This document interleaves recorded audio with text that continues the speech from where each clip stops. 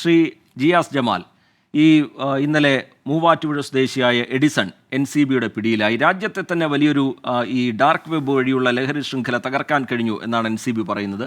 രാജ്യത്തിൻ്റെ വിവിധ ഇടങ്ങളിലേക്കായി ഇത്തരത്തിലുള്ള ലഹരി കൈമാറ്റങ്ങൾ നടന്നിട്ടുണ്ട്. അത് ഡാർക്ക് വെബിൻ്റെ സഹായത്തോടു കൂടിയാണ് എന്ന് പറയുന്നു. ഡാർക്ക് വെബുമായി ബന്ധപ്പെട്ട കുറ്റകൃത്യങ്ങളാണെങ്കിൽ നമ്മൾ ആദ്യമായി കേൾക്കുന്നതല്ല. രാജ്യത്തെ ചോദ്യപേപ്പർ ചോർച്ചയുമായി ബന്ധപ്പെട്ടായിക്കോട്ടെ, അതുപോലെ അന്താരാഷ്ട്ര തലത്തിലാണെങ്കിൽ ചില അനധികൃത ആയുധ വിൽപ്പനയുമായി ബന്ധപ്പെട്ടായിക്കോട്ടെ, ലഹരിയുമായി ബന്ധപ്പെട്ടായിക്കോട്ടെ, സ്വകാര്യ വിവരങ്ങൾ കൈമാറുന്നതിലെ പ്രശ്നങ്ങളുമായി ബന്ധപ്പെട്ടായിക്കോട്ടെ, വിവരങ്ങൾ ഇങ്ങനെ ചോർന്നു പോകുന്നതുമായി ബന്ധപ്പെട്ടായിക്കോട്ടെ, ഇങ്ങനെ ഒരുപാട് സ്വഭാവത്തിലുള്ള കുറ്റകൃത്യങ്ങളുമായി ബന്ധപ്പെട്ട് നമ്മൾ ഈ ഡാർക്ക് വെബിൻ്റെ പേര് കേട്ടിട്ടുണ്ട്. ഇവിടെ എഡിസണും കൂട്ടാളികളും ഒക്കെ ഉപയോഗപ്പെടുത്തുന്നത് ഇതാണ്. 2 വർഷത്തോളമായി അവർ ഇത്തരത്തിൽ ലഹരി വിൽപ്പന നടത്തുന്നുണ്ട് എന്ന് പറയുന്നു. ഈ ഡാർക്ക് വെബ് പോലുള്ള സംവിധാനങ്ങളെ ഈ ലഹരി ശൃംഖല ഉപയോഗപ്പെടുത്തുന്നത് എന്തുകൊണ്ടാണ്? അവരേത് തരത്തിലാണ് പ്രവർത്തിക്കുന്നത്? ആളുകൾ ഇതിൻ്റെ വലയിലാവുന്നത് എങ്ങനെയാണ്? നമുക്കറിയാം, ഇപ്പോൾ ഏതൊരു കുറ്റകൃത്യം പോലെ തന്നെ ലഹരി വളരെ വ്യാപകമായി ഇത്തരം ഉപയോഗം കൂടിയതും പോലെ തന്നെ സോഷ്യൽ മീഡിയ പോലുള്ള എല്ലാ പ്ലാറ്റ്ഫോമുകളും ലഹരി വിൽപ്പനക്കാരും അതുമായി ബന്ധപ്പെട്ടിട്ടുള്ള മാഫിയകളും ഉപയോഗിച്ചുകൊണ്ടിരിക്കുകയാണ്. അപ്പോൾ അവർക്കറിയാം, ഡാർക്ക് വെബ് എല്ലാ രീതിയിലും ഒരു സുരക്ഷിതരാണ്. അവർ ഇത്തരം എളുപ്പത്തിൽ കണ്ടുപിടിക്കാൻ പറ്റില്ല എന്നുള്ളത് കൊണ്ട് തന്നെയാണ് ആദ്യമായി ഈ ഒരു പ്ലാറ്റ്ഫോം അല്ലെങ്കിൽ ഡാർക്ക് വെബ് അവർ തിരഞ്ഞെടുത്തത്. അപ്പോൾ നമുക്കറിയാം, ഈ സോഷ്യൽ മീഡിയ പ്ലാറ്റ്ഫോമുകൾ പരസ്യം ചെയ്യുന്നതും അല്ലെങ്കിൽ ഇടപാടുകാരെ കണ്ടെത്തുന്നത് പോലെ തന്നെ ഓരോ പ്രദേശത്തും അവർ ഏജന്റുമാരെ വെച്ചുകൊണ്ട് രാജ്യാന്തര തലത്തിലും പുറത്തുമായിട്ടുള്ള കണ്ണികളുമായി നിരന്തരം ആ ഒരു ട്രാൻസാക്ഷനുകൾ നടത്തിക്കൊണ്ട്, അപ്പോൾ നമുക്കറിയാം, ഒരു ബാങ്ക് അക്കൗണ്ടിലൂടെയോ അല്ലെങ്കിൽ നമ്മൾ ഏതെങ്കിലും തരത്തിലൊരു ക്രെഡിറ്റ് കാർഡോ മറ്റെന്തെങ്കിലും വിവരങ്ങൾ ഉപയോഗിച്ചുകൊണ്ടല്ല ഇവരാരും ഈ ലഹരി മേടിക്കുന്നതും മറ്റ് ക്രിമിനൽ പ്രവർത്തനങ്ങൾ നടത്തുന്നത്. അപ്പോൾ അവിടെയും സുരക്ഷിതമായിട്ടുള്ള ക്രിപ്റ്റോ കറൻസി പോലുള്ള വാലറ്റുകളും ബിറ്റ്കോയിൻ വഴിയുള്ള ട്രാൻസാക്ഷനുകളൊക്കെ നടത്തിക്കൊണ്ട് ഇത്തരം വളരെ വ്യാപകമായി നമ്മളുടെ ഓരോ ആളുകളിലേക്കും എത്തിക്കുന്നതിന് വേണ്ടി, അതായത് ഇതിൻ്റെ ഇടപാടുകാരിലേക്ക് എത്തിക്കുന്നതിന് വേണ്ടി ഒരു സുരക്ഷിത മാർഗം എന്നോണമാണ് ഇവർ ഈ പറഞ്ഞ പോലെ ഈ ഒരു ഡാർക്ക് വെബ് അതിൻ്റെ ഒരു മാർഗമായിട്ട് സ്വീകരിച്ചിട്ടുള്ളത്.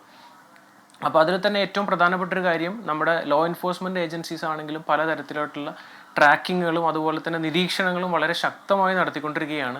അതിൻ്റെ ഭാഗമായിട്ട് പല വിവരങ്ങൾ കിട്ടുമ്പോഴും ഈ പറഞ്ഞ നെറ്റ്വർക്കിലേക്ക് തന്നെ എത്തിപ്പെട്ടുകൊണ്ട് ഒരുപാട് ആളുകളെ കഴിഞ്ഞ കാലയളവിലൊക്കെ പിടിച്ചിട്ടുണ്ട്.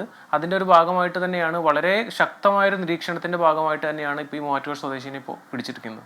അപ്പോൾ ഈ ഒറ്റൊരാൾ മാത്രമല്ല, ഇതുമായി ബന്ധപ്പെട്ട് ഇന്ത്യയിലും കേരളത്തിലും അല്ലെങ്കിൽ കേരളത്തിന് പുറത്ത് നടക്കുന്ന പല ഇടപാടുകളും ലഹരി മാത്രമല്ല എല്ലാ ഇല്ലീഗൽ നിയമവിരുദ്ധ എല്ലാ പ്രവർത്തനങ്ങൾക്കും ഇത്തരം പ്ലാറ്റ്ഫോമുകൾ വളരെ വ്യാപകമായി ഉപയോഗിച്ചുകൊണ്ടിരിക്കുകയാണ്. പലപ്പോഴും നമ്മുടെ യുവതലമുറ അടക്കം ഇത് അറിയുന്നില്ല, ഇതൊരിക്കലും പിടിക്കപ്പെടുന്നില്ല എന്നുള്ളത് കൊണ്ട് തന്നെയാണ് ഇവർ ഇതിൻ്റെ പുറകെ പോകുന്നത്. പക്ഷേ കറക്റ്റ് പറഞ്ഞു കഴിഞ്ഞാൽ ഉറപ്പായും ഇത് പിടിക്കപ്പെടും. അതിനുള്ള എല്ലാ സംവിധാനങ്ങളും ഇന്ന് നിലവിലുണ്ട്. അത്ര എളുപ്പത്തിൽ പറ്റില്ലെന്ന് മാത്രമേ ഉള്ളൂ.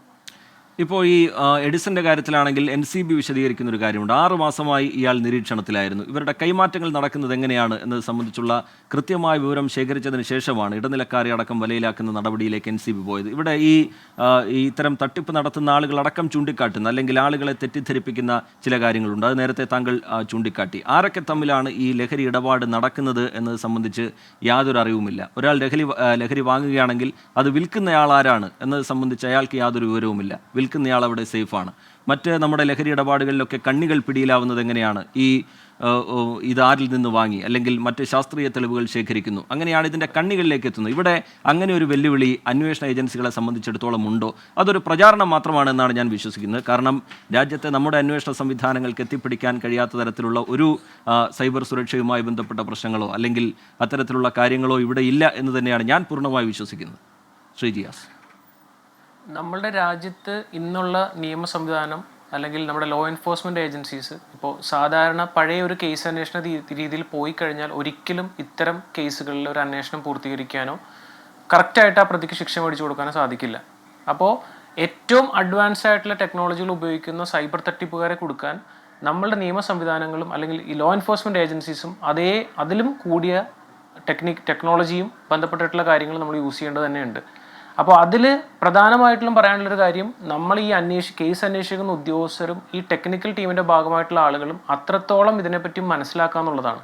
ഇപ്പോൾ ഒരു സൈബർ തട്ടിപ്പ് സാധാരണ ഒരു പണം പോയൊരു സൈബർ തട്ടിപ്പല്ല ഡാർക്ക് വെബ് വഴി നടക്കുന്നത്. അപ്പോൾ അത്തരം തട്ടിപ്പുകളിൽ പലതരത്തിലുള്ള ടൂൾസുകളും അല്ലെങ്കിൽ ഹാക്കിംഗ് ചെയ്യാൻ വേണ്ടിയിട്ട് മറ്റുള്ളവരുടെ ഇതിലേക്ക് കടന്നു കയറാനായിട്ടുള്ള സ്പൈവെയറുകളും ടൂളുകളും എല്ലാം വ്യാപകമായിട്ട് അവിടെ പ്രചരിക്കുന്നുണ്ട്. അപ്പോൾ ഇത്തരം കാര്യങ്ങൾ, ലഹരി മരുന്നുകൾ അല്ലെങ്കിൽ ആയുധങ്ങൾ, എന്തൊക്കെ ഇവിടെ ചെയ്യാൻ പാടില്ല എന്ന് പറയുന്ന കംപ്ലീറ്റ് കാര്യങ്ങൾ അവൈലബിൾ ആയിട്ടുള്ള ഒരു കാര്യം ഡാർക്ക് വെബിൽ ഉള്ളതുകൊണ്ട് തന്നെ നമ്മൾ ഓരോരുത്തരും ഈ പറഞ്ഞ മനസ്സിലാക്കുന്ന പോലെ തന്നെ ലോ എൻഫോഴ്സ്മെന്റ് ഏജൻസീസ് കുറച്ചുകൂടി സ്ട്രോങ് ആയിട്ട് ഈ പറഞ്ഞ കാര്യങ്ങൾ മനസ്സിലാക്കുകയും ഓരോ സൈബർ തട്ടിപ്പുകാരുടെ അവരുടെ മോഡസ് ഓപ്പറാൻഡി എന്താണെന്നും ഏത് രീതിയിലാണ് അവർ പ്രവർത്തിക്കുന്നുള്ളത് വിശദമായി മനസ്സിലാക്കിയാൽ മാത്രമേ ആദ്യത്തെ പടി നമുക്കൊരു സ്ട്രോങ്ങിലേക്ക് എത്തിക്കാൻ പറ്റുള്ളൂ. രണ്ടാമത്, ഇത്തരം സോഫ്റ്റ്വെയറുകളും അല്ലെങ്കിൽ ഇതിനുപയോഗിക്കുന്ന ടൂളുകളും അത് ഉപയോഗിക്കാൻ പരിശീലിക്കുന്നതിനൊപ്പം തന്നെ പുതിയ പുതിയ ടൂളുകൾ ഇപ്പോൾ ഒരുപാട് സൈബർ സെക്യൂരിറ്റി കമ്പനികളും ഈ മേഖലയിലുള്ള വിദഗ്ധരടക്കം വികസിപ്പിച്ചെടുത്തിട്ടുണ്ട് പല രാജ്യങ്ങളിൽ നിന്നായിട്ട്.